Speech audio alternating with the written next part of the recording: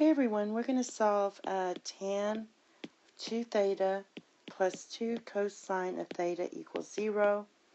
And this is very similar to our part 1 we did in the previous video. So I'm just going to rewrite this as sine of 2 theta over cosine of 2 theta. And write 2 cosine of theta over 1 equals 0. My common denominator is cosine of 2 theta. So I cross multiply, we get sine of 2 theta plus 2 cosine of theta, cosine of 2 theta.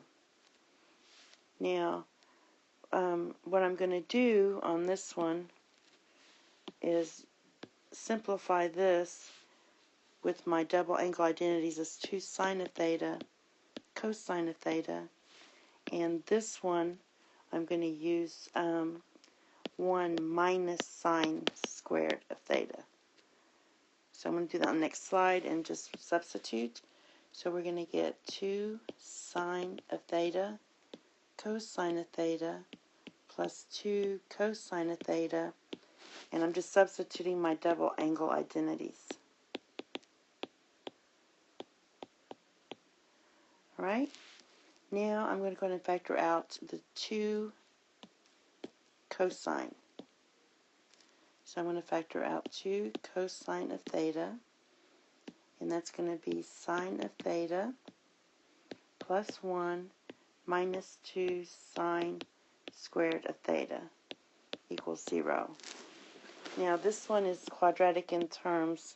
I have this negative here, so I'm going to negate everything and pull out the negative in front. 2 cosine of theta, inside I'll get 2 sine squared of theta minus sine theta minus 1 equals 0.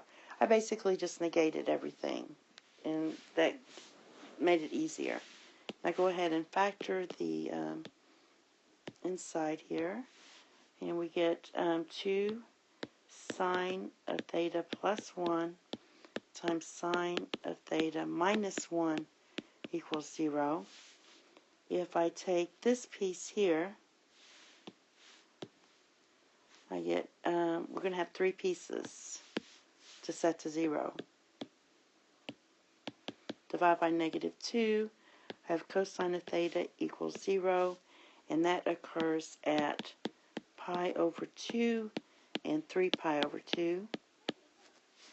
And for the other two, the inner ones, we have 2 sine of theta plus 1 equals 0, and sine of theta minus 1 equals 0.